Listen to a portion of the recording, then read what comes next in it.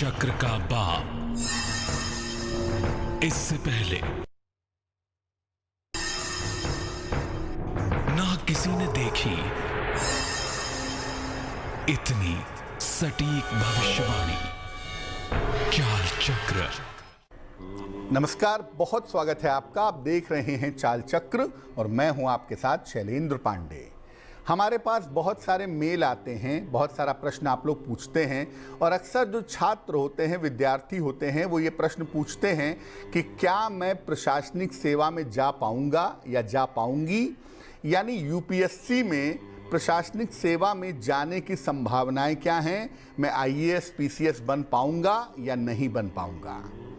कौन से वो ग्रह होते हैं जो आपको प्रशासनिक सेवा में ले जाते हैं, प्रशासनिक सेवा में सफलता प्रदान करवाते हैं। चाल चक्र में आज क्या खास है, चलिए बताते हैं आपको। चाल चक्र में आज बात करेंगे कि कौन से होते हैं प्रशासनिक सेवा के योग। प्रशासनिक सेवा का और ग्रहों का कनेक्शन क्या है, और प्रशासनिक सेवा में अगर आप सफल होना चाहते हैं तो उसके लिए कौन से उपाय करें, इस विषय पर भी आज बात करेंगे। तो प्रशासनिक सेवा का पूरा मामला क्या है, ज्योतिष इस बारे में क्या कहता है, क्या संभावनाएं बनती हैं, इस विषय पर चर्चा करेंगे। लेकिन सबसे पहले जानेंगे आज का पंचांग। आज तिथि है मार्गशीर्ष कृष्ण पक्ष की षष्ठी, इसके उपरांत सप्तमी तिथि।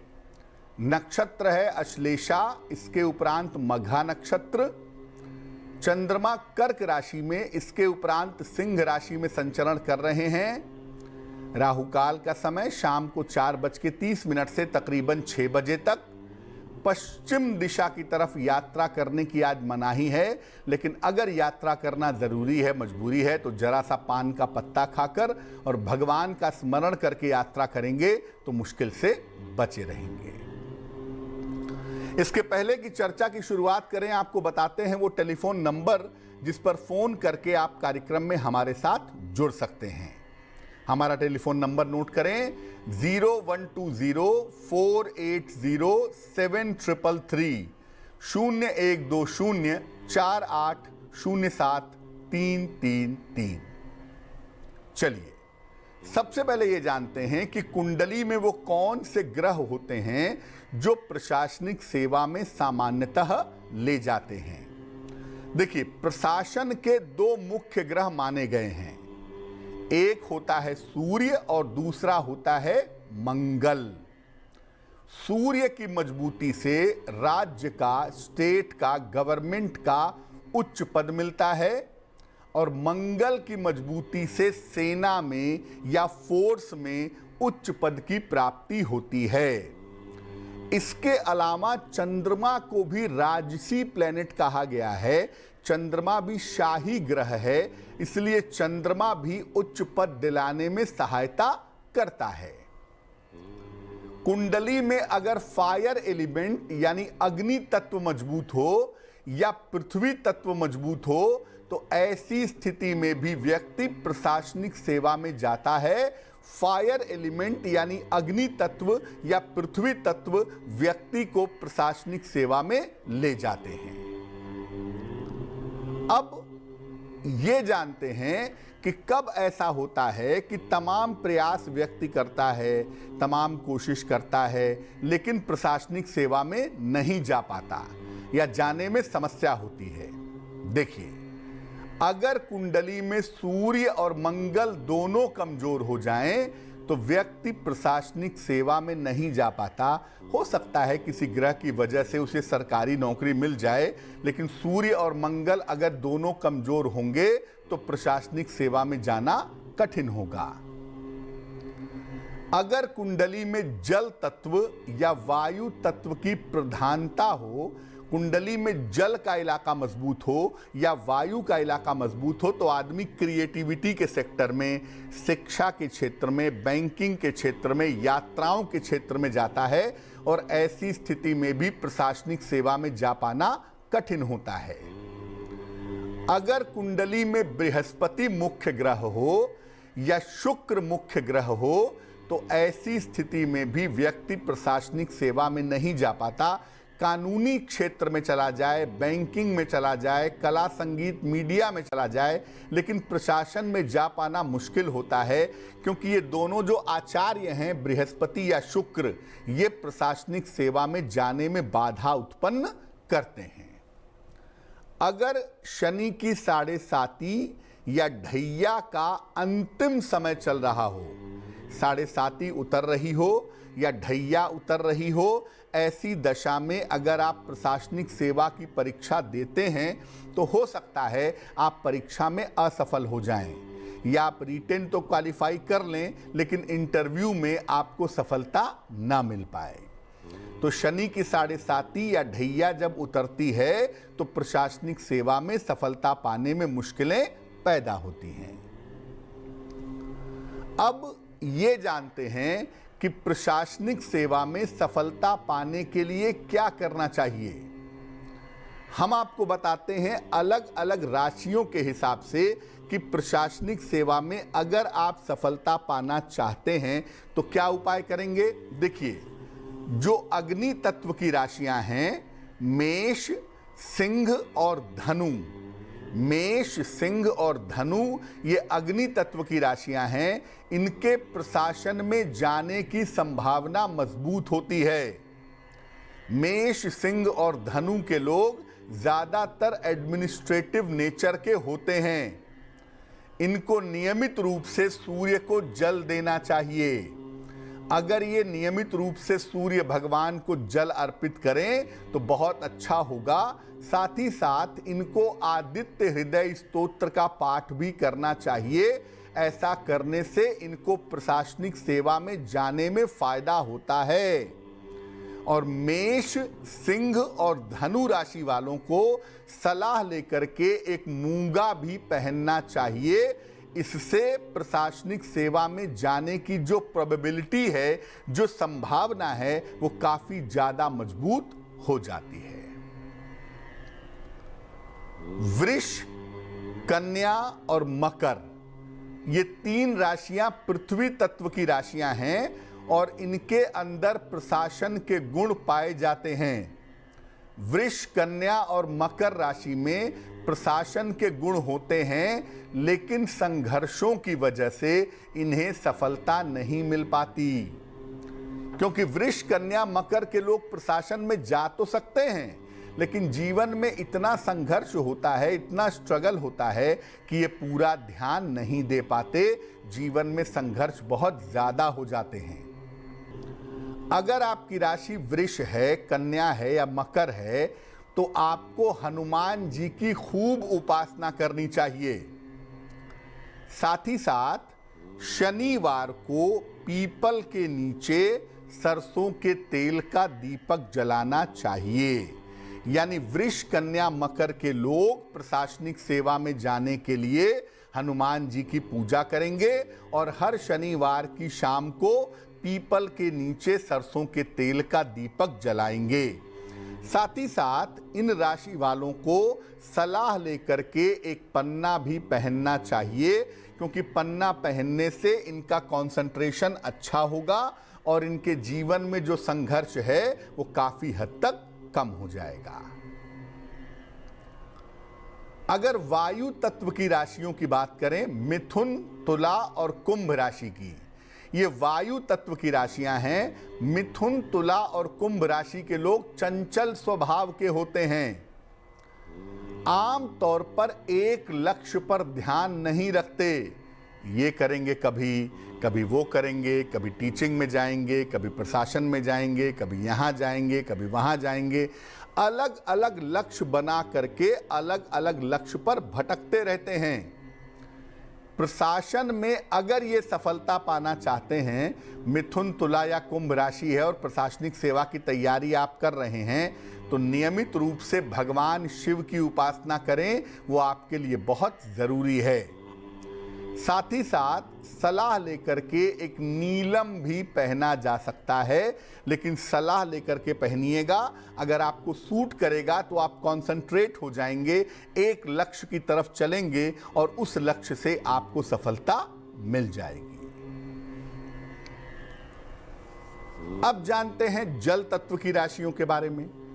कर्क राशि, वृश्चिक राशि और मीन राशि जल तत्व की राशि है। ये लोग शासन तो करते हैं, लेकिन ज्यादातर राजनीति या अन्य माध्यमों से शासन करते हैं। प्रशासन में सामान्यतः नहीं जाते हैं, ज्यादातर पॉलिटिशियन होते हैं और पॉलिटिक्स के मामले से ये प्रशासनिक स्थिति में पहुंच जाते हैं, आ जाते हैं। अगर आपकी राशि कर्क है, वृश्चिक है, मीन है और आप प्रशासन में सफलता चाहते हैं तो आपको चंद्रमा को मजबूत करना चाहिए। साथ ही साथ सलाह लेकर के एक माणिक्य भी पहनना चाहिए। एक रूबी पहनने से प्रशासनिक सेवा में जाने की संभावनाएं आपकी मजबूत हो सकती हैं। अगर आपकी राशि कर्क है, वृश्चिक है या मीन है। फिर बता दूं, प्रशासनिक सेवा के लिए दो ग्रह बड़े अहम होते हैं, एक सूर्य और एक मंगल। तो सबसे ज्यादा जो अहम होता है इन दोनों में भी वो सूर्य होता है। इसलिए कोई भी बच्चा, कोई भी छात्र अगर प्रशासनिक सेवा की तैयारी कर रहा है तो उसे सूर्य भगवान को रोज सवेरे जल देना चाहिए। साथ ही साथ जितना संभव हो आदित्य हृदय स्तोत्र का पाठ रोज सवेरे एक बार जरूर करना चाहिए। ऐसा करने से सूर्य प्रबल होगा और प्रशासनिक सेवा में जाने की आपकी संभावना मजबूत हो जाएगी। वक्त एक छोटे से ब्रेक का है, लेकिन ब्रेक पर जाने के पहले जान लेते हैं कि आज की जिज्ञासा क्या है। आज की जिज्ञासा है कि सूर्य अगर आकाश में नहीं दिखाई देता है तो क्या पूर्व दिशा की तरफ चेहरा करके जल अर्पित कर सकते हैं? क्योंकि बहुत सारे लोग हाई राइज बिल्डिंग में रहते हैं जहां सूर्य नहीं दिखाई देता, तो वो कहते हैं कि मैं पूर्व दिशा की तरफ चेहरा करके जल अर्पित कर देता हूं। क्या ये करना सही है? क्या ये करना उचित है? इस महत्वपूर्ण प्रश्न का उत्तर देंगे एक छोटे से ब्रेक के बाद।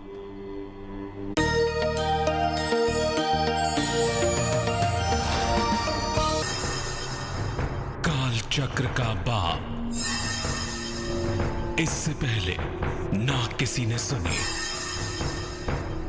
ना किसी ने देखी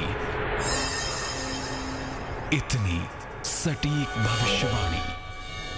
चाल चक्र। स्वागत है आपका ब्रेक के बाद। ब्रेक पर जाने के पहले हम बात कर रहे थे प्रशासनिक सेवा में सफलता की। इस समय एक दर्शक जुड़ रहे हैं, अमृत लाल जी हैं हमारे साथ जलंधर से, उनसे बात करते हैं। अमृत लाल जी बताइए। हाँ जी पंडित जी नमस्ते जी। जी नमस्कार, बताइए। ओ पंडित जी एक बेटी बारे पूछना थी।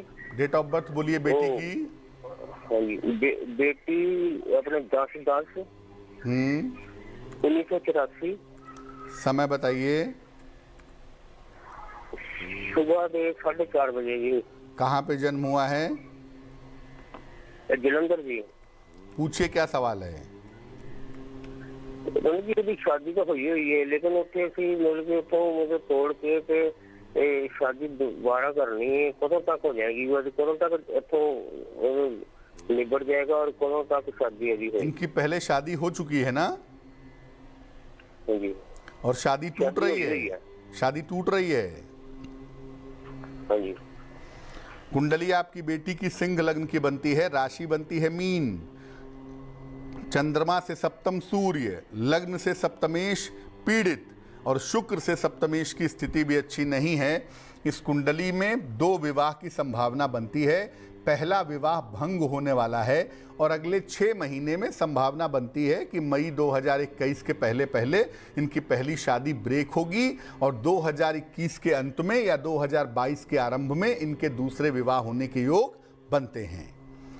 2 उपाय करने की जरूरत है। एक तो इनको एक पन्ना पहना दिया जाए, 6-7 रत्ती का पन्ना चांदी की अंगूठी में, दाहिने हाथ की सबसे छोटी उंगली में। बुधवार की शाम को पन्ना पहनाने से लाभ होगा। और दूसरा काम ये करें कि इनको बोलें कि सुबह शाम दोनों समय नमः शिवाय का 108 बार जप करें, तो इनके लिए बेहतर रहेगा। वक्त एक छोटे से ब्रेक का हो गया है और ब्रेक के बाद वापस आएंगे तो बात आपके राशियों की करेंगे और आपके और भी सवालों के जवाब देंगे।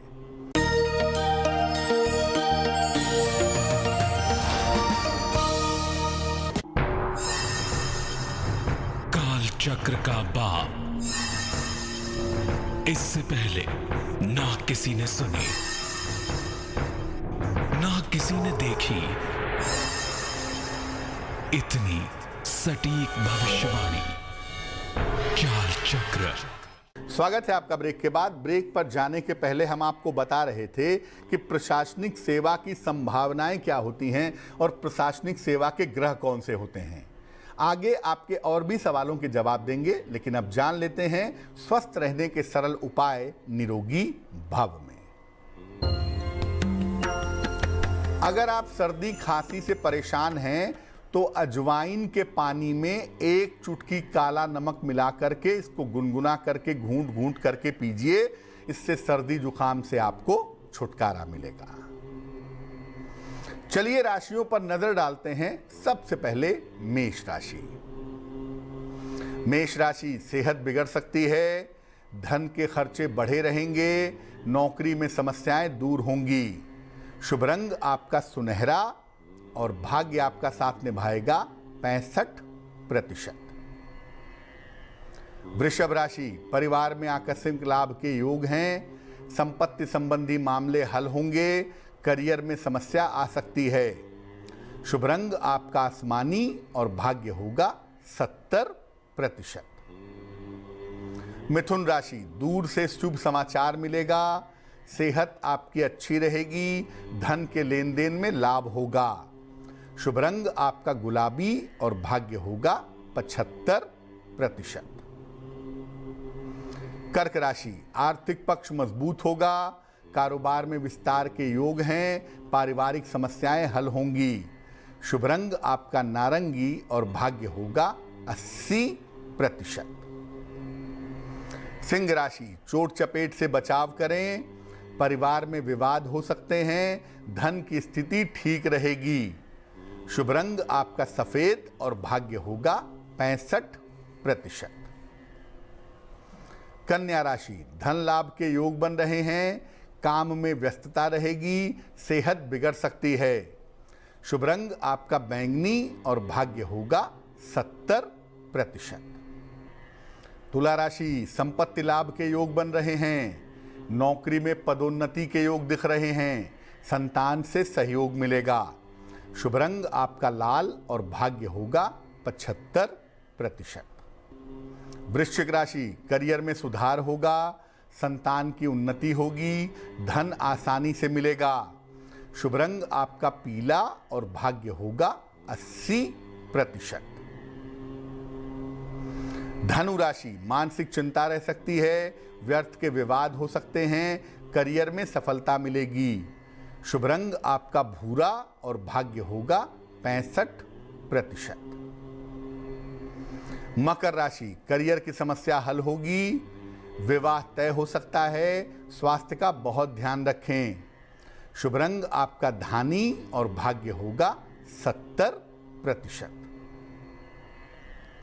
कुंभ राशि, करियर में व्यस्तता रहेगी, परिवार में मंगल कार्य के योग बन रहे हैं, किसी प्रियजन से भेंट होगी। शुभ रंग आपका ग्रे और भाग्य होगा 65%।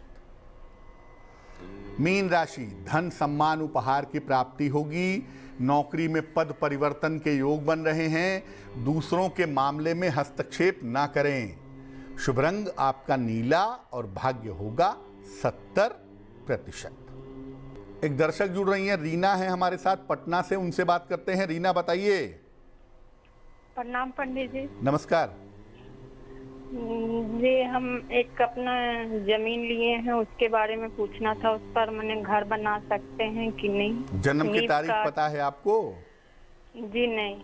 1 से 9 के बीच में कोई संख्या बोलिए। 6। आप पूछ रही हैं कि आपने जमीन लिया है और उस पर मकान बनाना चाहती हैं, बना सकती हैं कि नहीं?